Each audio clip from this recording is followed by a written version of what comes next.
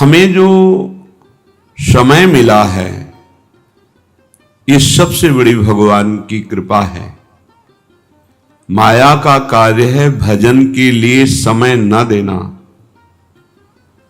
भजन में रुचि ना होने देना, सतमार्ग को ढके रहना, नानात्व भ्रम में फंसा रखना।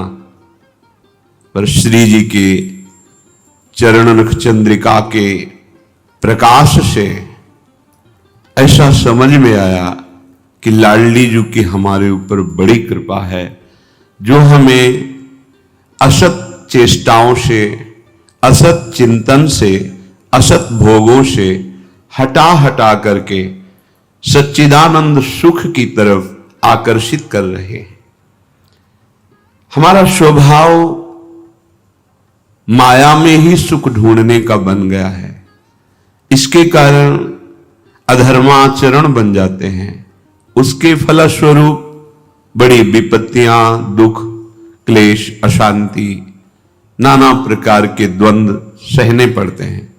फिर लगता है कहां भगवान हैं, अगर वो होते तो हमारी रक्षा कर लेते ना। हमने क्या बिगाड़ा भगवान का, हमारे साथ ऐसा क्यों कर दिया।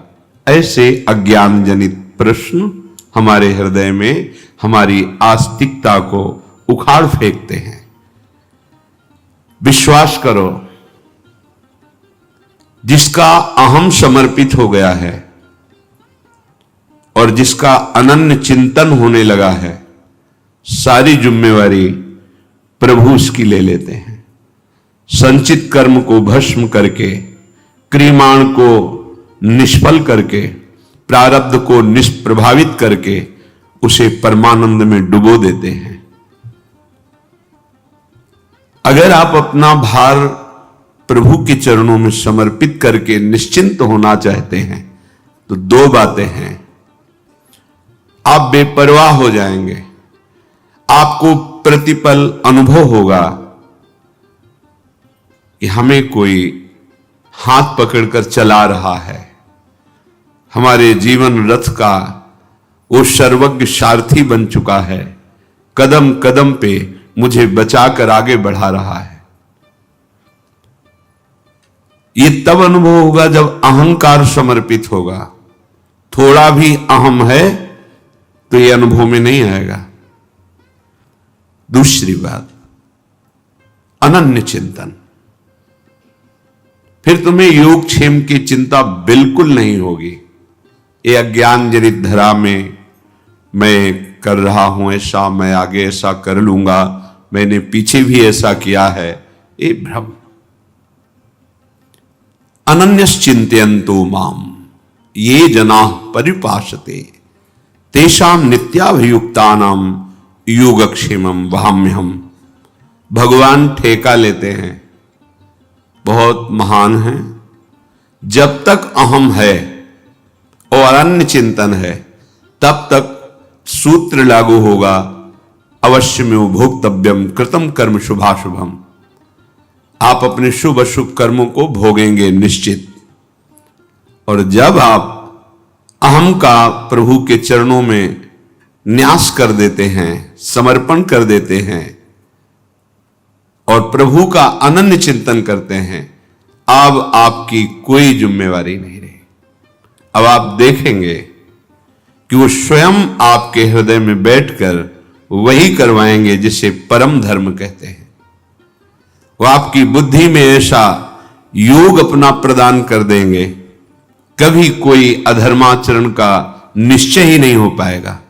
पर उसके लिए अनन्य चिंतन, तेषाम सतत युक्तानाम भजताम प्रीतिपूर्वकम।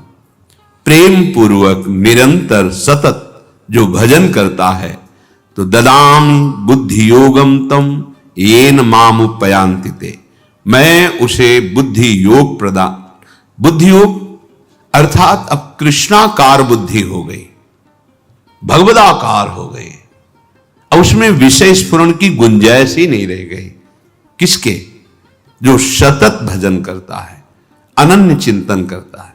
ये दो बातें परमार्थ की बहुत महिमामयी हैं।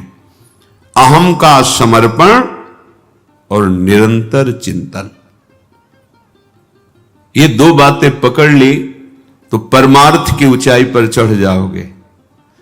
यही दो बातें ना होने के कारण अन्य सब साधन होने पर भी भगवदानंद का अनुभव नहीं होगा। अनुभव नहीं होगा तो विश्राम भोगों में होगा, भोगों में विश्राम होगा तो कुछ दिनों में मलिन बुद्धि ये प्रश्न उठा देगी, कहां वो रक्षा करते हैं, ऐसा होता तो ऐसा कर लेते ना, ऐसे भ्रम पैदा हो जाएगा। अगर शुद्ध बुद्धि भगवत भजन परायण है तो जो रक्षा करने वाले हैं वही सृजन करने वाले हैं और वही विनाश करने वाले हैं। जो अधर्माचरण अहंकार से कर्ता भोक्ता भाव लिए हैं, उनके कर्म के अनुसार उनको फल भोगते हैं। भगवान कहते तिनकह काल रूप में भ्राता, विनाश लीला भी उनकी है। अपने आप से अपने आप का सृजन करते हैं, अपने आप से अपने आप का पालन करते हैं और अपने आप से अपने आप का लय कर लेते हैं। ये बुद्धि योग प्राप्त महापुरुष ही निश्चय कर पाते हैं। बुद्धि योग उसी को प्राप्त होता है जो सतत भजन करता है। तेषाम सतत युक्तानाम भजताम प्रीति पूर्वकम राधा राधा राधा। यदि सतत भजन नहीं, अहम समर्पित नहीं, तो परमार्थ की बातें केवल होती, स्थिति नहीं होती। लेकिन परमार्थ का सुख कौन चाहता है? सुख तो सब चाहते हैं, अविनाशी, निरंतर प्रफुल्लित होकर के परमानंद में मगन रहना। पर इसकी जो दिशा है, इसका जो मार्ग है, उस पे आप कदम भी नहीं रखना चाहते। और जहां दुख ही, अशांति ही सुख का रूप लेके आ रही, उसी को गले लगाना चाहते हैं। बस यही भ्रम दूर करने के लिए जिसने भ्रम रचा है वही भगवान शास्त्र रूप में, संत रूप में, सदगुरुदेव के रूप में हमें वो मार्ग बताते हैं जिससे हमें परमानंद का अनुभव होता है। पर हम मन के अनुकूल होने की बात सोचकर कि अगर हम मन के अनुकूल नहीं होंगे तो ये जलाएगा हमें कष्ट देगा। अहम की अनुकूलता, हमें सम्मान मिले, हमें प्रियता मिले जगत की, लेकिन हम अपने आराध्य देव से विमुख रहें, कदापि नहीं। ये बड़ा भ्रम है, आप इसे अच्छे से समझ लो। गोस्वामी श्री तुलसीदास जी महाराज करुणा करके बता रहे हैं, ध्यान से सुने। कबहू मन विश्राम न मान्यो, ये कभी विश्राम को प्राप्त नहीं हुआ। ये संकल्प बनाता है अगर ये शरीर भोगने को मिल जाए मैं विश्राम को प्राप्त हो जाऊंगा, ये पदार्थ भोगने को मिल जाए, ये दृश्य देखने को मिल जाए, ये श्रवण प्रिय संगीत सुनने को, ये वात सुनने को, इंद्रियों के सहित मन, शब्द स्पर्श रूप रस गंध, और चाहता है विश्राम। भ्रमित करके हमको जहां बिल्कुल विश्राम नहीं है, बिल्कुल आनंद नहीं है, वहां ले जाता है और फिर खुद अनुभव करके कहता है इसमें तो नहीं है, शायद उसमें होगा। फिर वहां से विचलित करके दूसरे में, दूसरे से तीसरे में पूरा जीवन व्यतीत कर देता है।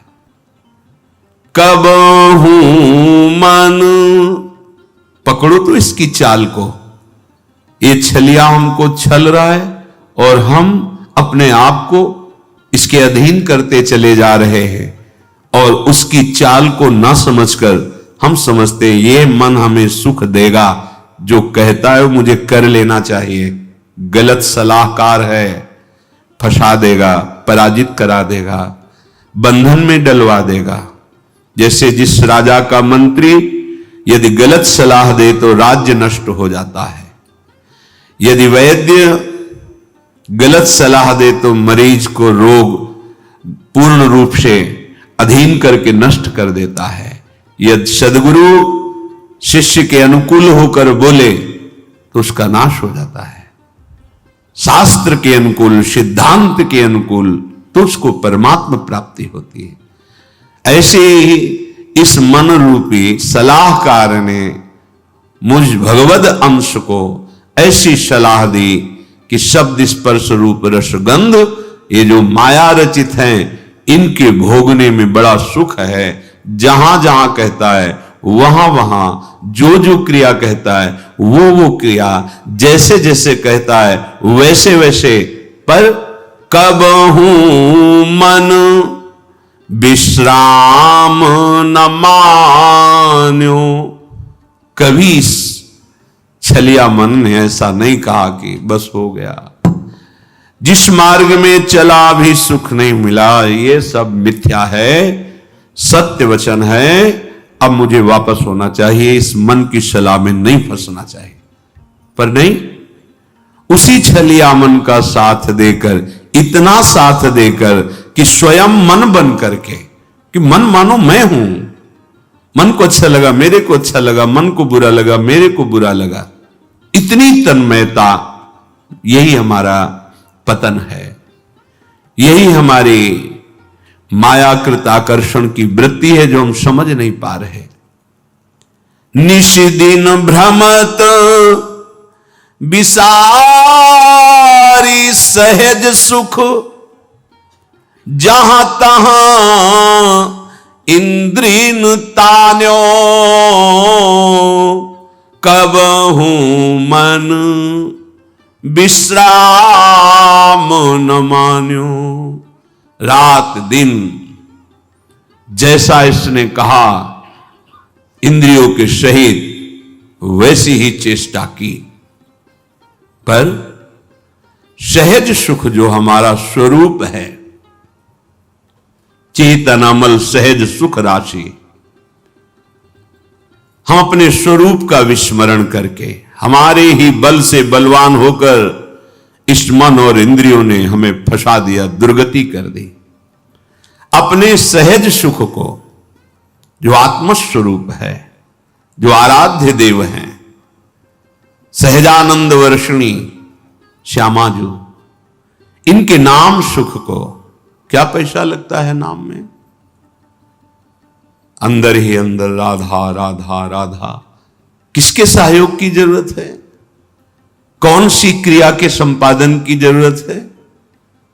राधा राधा राधा। अब नाम स्मरण करते हुए जो धर्म कर्म है खूब करो, 10 गुना लाभ बढ़ेगा। 1 अंक विराजमान कर दिया, फिर शून्य बढ़ाते चले जाओ, 10 गुना उसका महत्व बढ़ता चला जाएगा शून्य का। 1 हटा दो, सैकड़ों शून्य बना दो, कुछ नहीं हाथ लगेगा। ऐसे ही सहज सुख, नाम रूप लीला धाम, ये हमारा स्वरूप है, हमारी आत्मा है, ये हमारा आराध्य है। भूल गए इसे, सहज सुख को भूल करके इंद्रिय और मन के द्वारा हम ठगे जा रहे हैं रात दिन, अपने को बड़े बुद्धिमान समझ रहे हैं। इसीलिए कहा गया है राम ही भजई ते चतुर नर। वही चतुर है इस संसार में जो माया के आकर्षण से बच करके नाम जप कर ले जाए। नाम जप नहीं हो रहा तो जीवन व्यर्थ जा रहा है। निशिदिन भ्रमत, रात दिन दौड़ा रहा है मन, ये कर लो, ये मिल जाएगा, इससे सुखी हो जाओगे। इतने अधर्माचरण, इतने पापाचरण कि फिर बुद्धि निर्णय करना बंद कर देती है। वो पशुवत, वो राक्षसवत हो जाता है। आंख खोल के देख लो, भगवद विमुख कैसा अंतःकरण निश्चय करता है, कैसा मनन करता है, कैसा चिंतन करता है। निंदनीय से निंदनीय कृत्य करने में उसको कोई संकोच, कोई लज्जा, कोई भय नहीं लगता। दुर्दशा यही है, जीते जी दुर्दशा यही है। आप अपने बल को भूल करके इनके अधीन हो गए। अब ये जो चाहे करवा रहे हैं। हम कहते हैं हमारे में तो सामर्थ्य नहीं, वो आपकी ही सामर्थ्य से हो रहा है, आप समझ नहीं पा रहे। भ्रमक, आप भ्रमित हो गए हैं। ऐसा लगता है मन बहुत बलवान, इंद्री बहुत बलवान, और आपके ही बल से वो बलवान है। निष्दिन भ्रमत विसारी सहज सुख, जहां तहां इंद्रियन तान्यो, खींच रही इंद्रिया। श्री प्रहलाद जी महाराज भगवान नृसिंह देव जी से कह रहे हैं, हे नाथ, जैसे एक पुरुष की बहुत सी स्त्रियां हों और वो अपने अपने शयन गृह की तरफ उसे खींच रही हों, ऐसी दुर्दशा है। नेत्रेंद्रिय अपने सुख के लिए, श्रवणेंद्रिय अपने सुख के लिए, घ्राणेंद्रिय अपने सुख के लिए, रसेंद्रिय अपने सुख के लिए, त्वगेंद्रिय, जनेंद्रिय, सब। प्रभु बचा लो इस दुर्दशा से जीव को। तो प्रभु ही शास्त्र, सदगुरुदेव संत के रूप में वो सूत्र बताते हैं, वो युक्ति बताते हैं, जिससे तुम मुक्त हो जाओगे इस बंधन से। फिर तुम्हें समझ में आएगी ये बात। अभी तो ऐसा लग रहा है कि कथा भागवत का कोई पुण्य मिले सुनने का, और जो चाहे वो हमें लाभ मिल जाए, बस यही है। यद्यपि विषय संग सहो दुसह दुख, विषम जाल अरुझान्यो, तदपि न तजत मूढ़ ममता बस, जानत हूं नहीं जान्यो, कब हूं मन विश्राम न मान्यो। यद्यपि विषयों के संग ने कितनी जलन प्रदान की, असही, पहले भोगने की इच्छा की जलन, फिर भोगने में जो इच्छा की थी भोगने की, वो सुख नहीं मिला, फिर उसके बाद एक नवीन तृष्णा, नवीन भोग वासना वो जला रही। भोगते भोगते क्षीण हो गई शक्ति, बलहीन हो गया, इंद्रियां बलवान, भोग इच्छा बलवान, रात दिन जला रही। ऐसे संकट में, ऐसी प्रवृत्ति में वो निकल नहीं पा रहा, अंदर ही अंदर जल रहा है। कैसे निकलूं? यद्यपि जान रहा है कि यही मुझे कष्ट दे रहा है, यही मुझे फंसा रहा है, फिर भी उसी में। यद्यपि विषय संग सहो दुषह दुख, विषम जाल अरुझान्यो। आहा, असही संकट सह रहा है, कठिन जाल में फंस गया है। ये जाल दिखाई नहीं देता, बस फांस लेता है। कहां फंसे हो देखो, पर अंदर से ऐसे फंसे हो कि जी नहीं सकते। ये माया जाल है। मछली फंसती तो जाल तो दिखाई देता है, लेकिन माया का फेंका हुआ जाल दिखाई नहीं देता, फंस जाता है जीव। और ये सदगुरुदेव के शास्त्र के वचन ही इस जाल से तुम्हें मुक्त करा सकते हैं, दूसरा कोई नहीं। और इस जाल का प्रभाव है कि उस जाल से निकलना ही नहीं चाहता, उसी जाल में सुखी रहना चाहता है। ये बड़ी विचित्र दुरत्यय भगवान की भ्रमात्मक माया है। यद्यपि विषय संग सहो दुषह दुख, विषम जाल अरुझान्यो, तदपि न तजत मूढ़ ममतावश, जानत हूं नहीं जान्यो। एक को फेंक के आ रहा है, जला के आ रहा है, गाड़ के आ रहा है, और कह रहा है भाई रो मत, सबकी यही दशा होती है।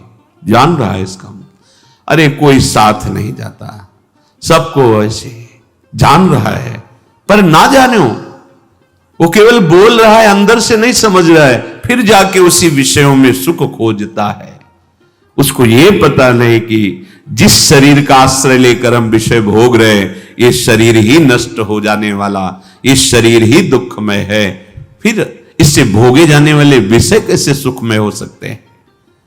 रसेंद्रिय अच्छे अच्छे पदार्थों के लिए ललचा रही है, खाने के बाद 6 घंटे के बाद ऐसा दुर्गंध युक्त मल बनता है, उसी को ललचा रही थी।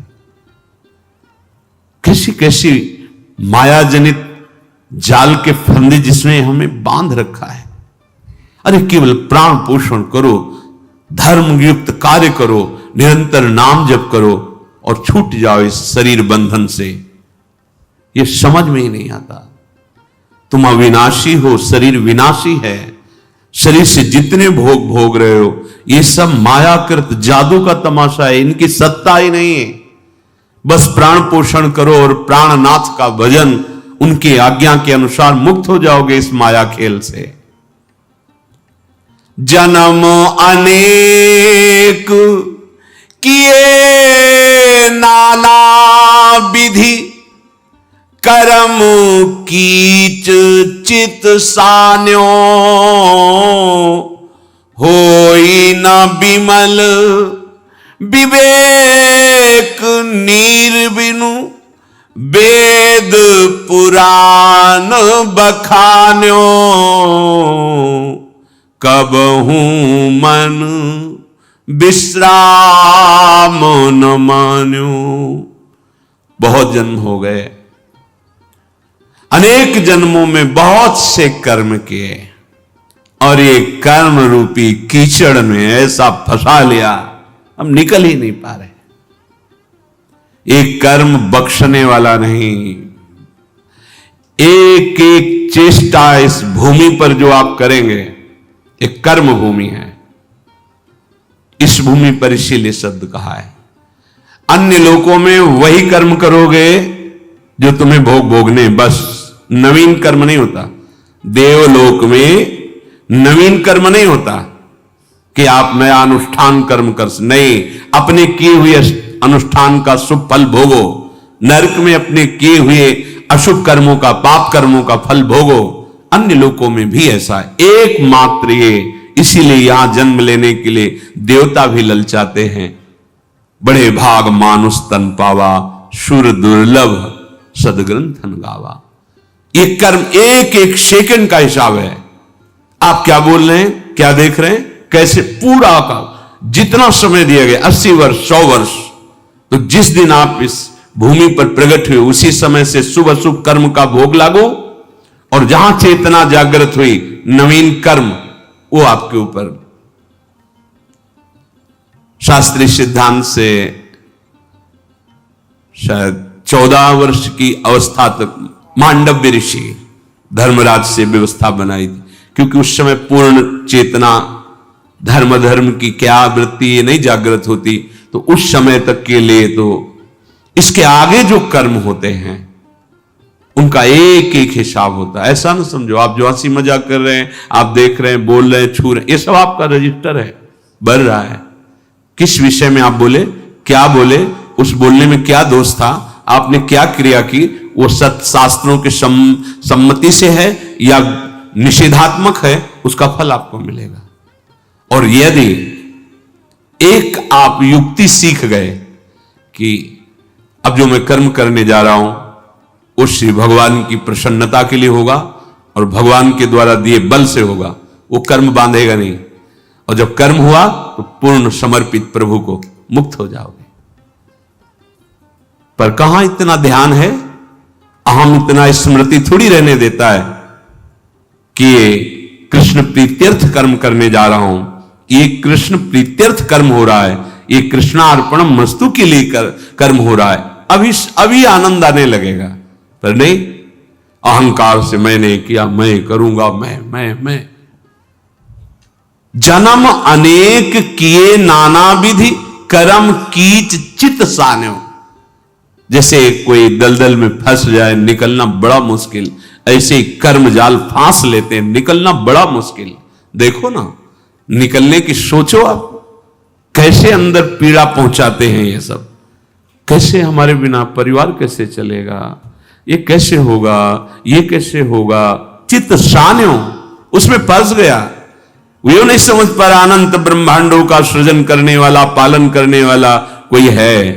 वही हमें निमित्त बनाकर करा रहा है। केवल अहंकार के कारण हम उस रहस्य को नहीं जान पाते। होई न विमल विवेक नीर बिनु। गोस्वामी जी कह रहे, जैसे कोई कीचड़ में सन गया हो तो निर्मल जल चाहिए तभी वो स्वच्छ हो पाएगा। तो हमारा चित्त, हमारा मन, हमारी बुद्धि, हमारा अहम ये मलिन हो चुका भोगों से। अब विवेक रूपी निर्मल जल हो तब ये एकदम पवित्र हो जाएंगे। तभी जब भगवत भाव की बातें करो तो प्रश्न उठाते हैं, सौम्य भगवान कैसे हो सकते हैं?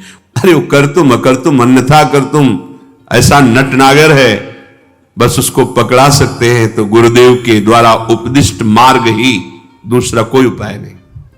इसीलिए गुरु साक्षात परब्रह्म तस्मै श्री गुरुवे नमः। जिस ठाकुर ने अपनी माया का पर्दा लगा के अपने को ढक लिया, वही ठाकुर गुरुदेव रूप में आकर अपनी माया के पर्दा को हटाने का उपाय बता देता है। उस पर चलो, अभी अभी हृदय निर्मल होने लगेगा। नहीं तो मलिन अंतःकरण तुम्हारा गुरुवाणी को नहीं समझ पाएगा, सदगुरु के वचनों को नहीं समझ पाएगा और उपहास जरूर कर देगा। ऐसे ये चित्त बिना विवेक रूपी निर्मल जल के ये मोह ममता रूपी कीचड़ को साफ नहीं कर सकते। विवेक रूपी जल ही होए विवेक मोह ब्रह्मभागा, तब सब विषय विलास विरागा। ऐसा शास्त्र पुराण वेद सब कहते हैं कि विवेक निज हित नाथ पिता गुरु हरिसो हरसि हृदय नहीं आन्यो,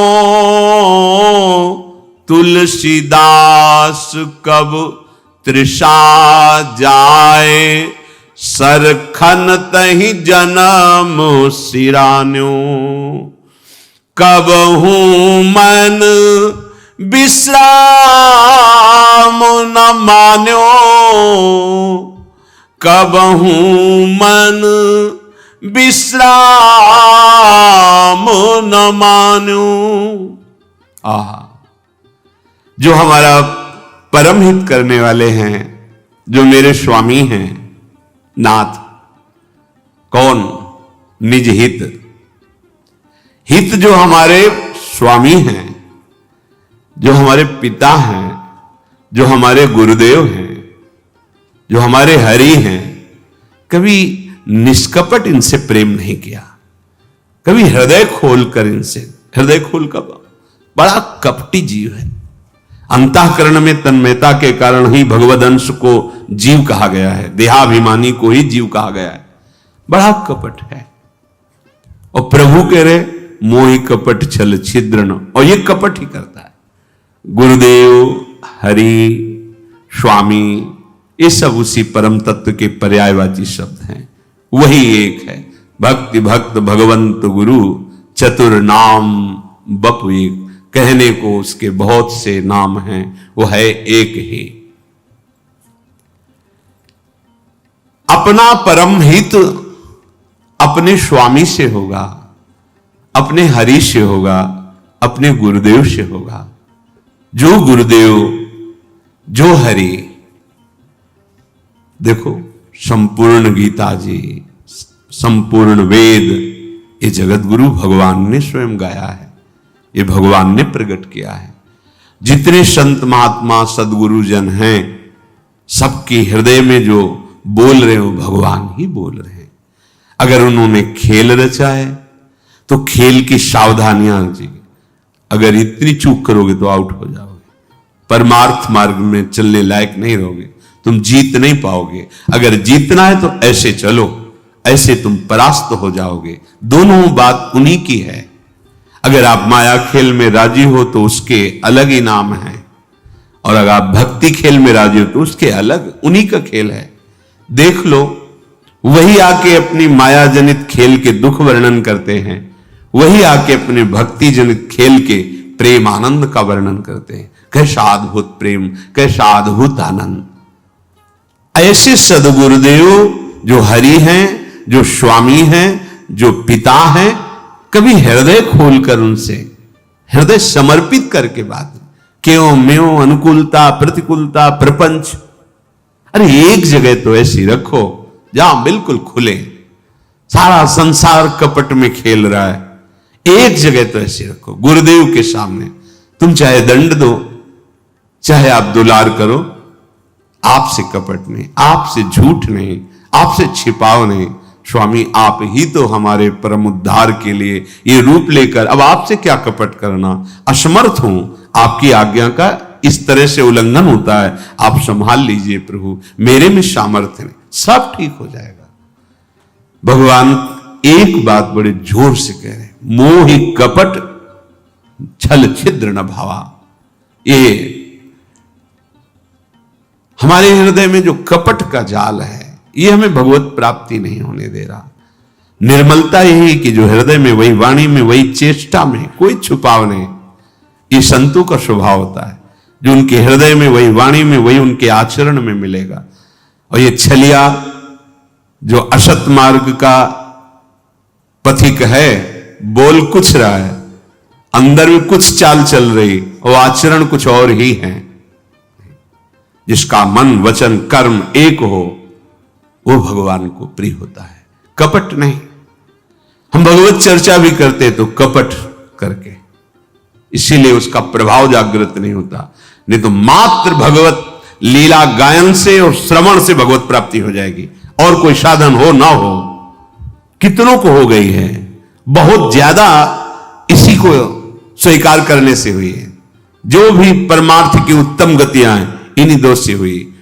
भगवत लीलाओं का गायन, भगवत लीलाओं का श्रवण उत्तम शरणागति को प्रदान कर देता। श्रवण सुजस सुनी आयो, कैसे शरणागति हुई, श्रवण सुजस सुनी आयो। पर क्यों नहीं होती, क्योंकि कपट है हमारे हृदय में। चौथी भगत मम गुणगन करहि कपट तज गान।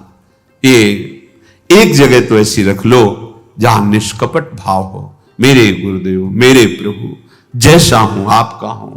आप ठुकराओ तो आपका हूं, आप पुचकारो तो आपका हूं, आप दंड दो तो आपका हूं, आप प्यार करो तो आपका हूं। आपके सिवा कोई और नहीं, कोई ठौर नहीं। हो गया काम। निज हित नाथ पिता गुरु हरिसो, हरसि हृदय नहीं आन्यो।